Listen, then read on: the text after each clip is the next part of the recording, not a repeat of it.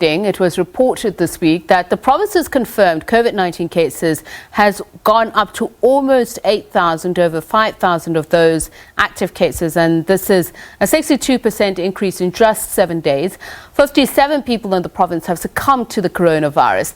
That amounts to 5% of the total national death toll. For more on Gauteng's readiness to deal with increasing cases, the Health MEC in the province, Dr. Bandile Masuku, joins us now. A very good evening to you, and thank you so much for joining us, Dr. Masuku. Professor of Vaccinology at the University of Witwatersrand, Shabir Mahdi, had said that the Eastern Cape, Gauteng and the Western Cape should brace itself for a surge of cases that could possibly reach the levels of the Western Cape. Are you concerned of this? Do you see this as a reality in the offing? Yes, we are concerned about the surge, and this surge has actually occurred just after the us moving into level 3. And we have seen a number of outbreaks that have actually occurred, and which by and large have been influenced by a failure to uphold the regulations in terms of the numbers of people who should gather in one particular time.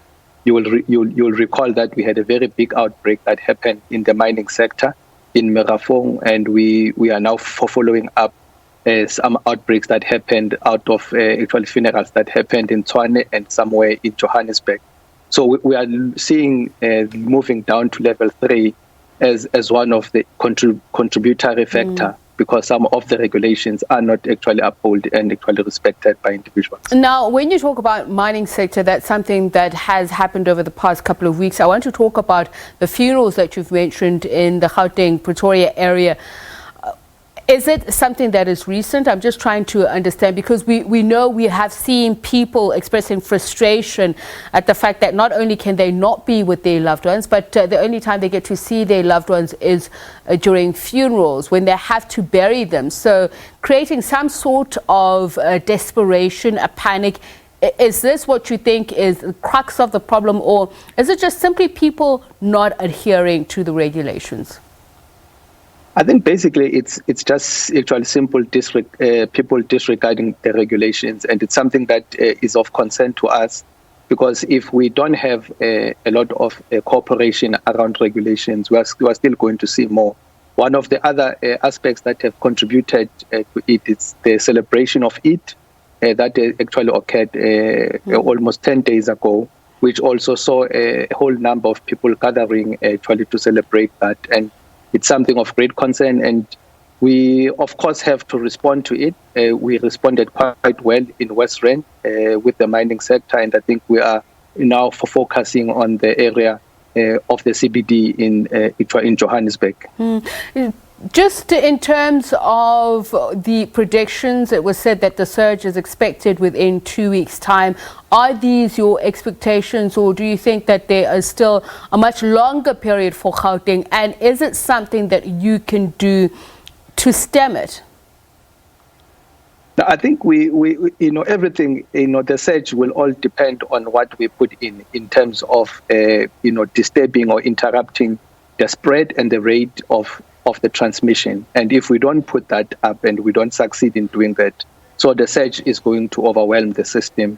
And I think it's a simple thing that we need to to do, is just to make sure we adhere, and then we can be able to push forward and push away the actual peak or the surge as it is. Currently we're looking at it to be around end of August towards actually September, but we can still push it further. We've heard from the Premier of Gauteng that up to now, at least when he made a statement, 56 schools were found to have positive cases. So the reopening also of schools has caused great concern, not only for pupils, for parents as well. But Professor Adrian Purin was saying that it would seem the surge in cases is more as a likely effect of tests that were taken 2 weeks ago, the results coming through. So I'm just trying to get a sense. Are we in danger because of the reopening, or is it also because backlogs are being cleared that we're getting a clearer picture of what we're dealing with?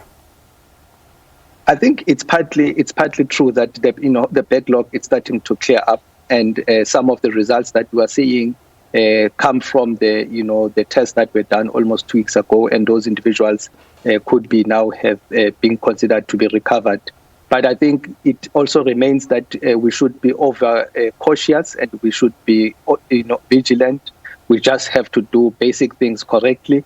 And I will suspect that if we can do that, we can be able to just interrupt. Because remember, Tsepiso, is that we are not looking at a point where we'll stop the infections, but we're looking at just interrupting the rate, slowing it down, and also interrupting the spread in terms of the patterns. If we can be able to succeed to do that, which we did with the lockdown level 5 and level 4, it's something that maybe we should be able to see some of the regulations returning in that regard. The screening has been lauded as one of the reasons why cases in schools were able to be picked up quickly. I know at some point you said you're still awaiting the results of grade 7 Kokotsi primary school pupil who passed on Thursday to find out whether or not he had indeed succumbed to COVID-19.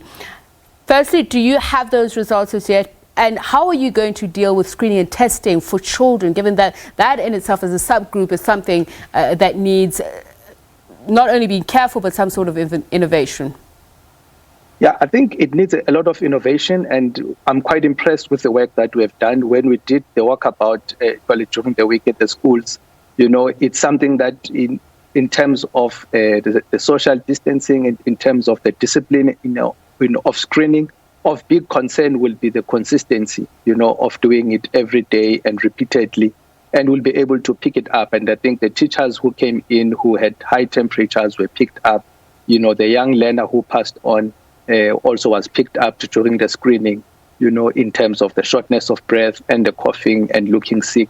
And these are things that ordinarily were not in place before, but I think it's just a point where we need to improve more. And I was quite much impressed. And my only concern, which I shared with the MEC of Education, is that we need to be more consistent and even look at other qualities of the PPE that we provide.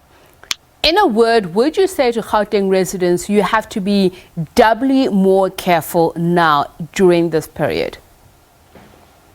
With no doubt, they should be, and they should always be careful. And it's something that maybe, how we communicated before, we created an impression that things would be okay. But I think the numbers are going up. Our death rate is increasing. And Gauteng citizens must just, uphold the regulations and respect them. And it's nothing much that we're demanding. We're just demanding people, when they go into public, they have to wear their mask. We have run out of time, but you've said something very interesting, that how we communicated before when we said things were fine. Do you regret being a little bit more conservative, reserved in that communication? Do you think that the message should have been stronger, the actions should have been harsher? I think we've had a very strong actions, but the issue is that we needed to indicate to the public that we'll be able to handle it. And I think I'm not regretting what we said. I think it's something that we're still going to continue saying.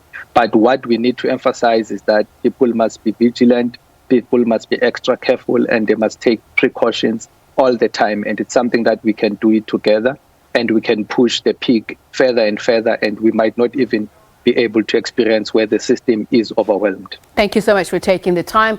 Gauteng Health MEC Dr. Bandile Masuku. To the Eastern Cape now.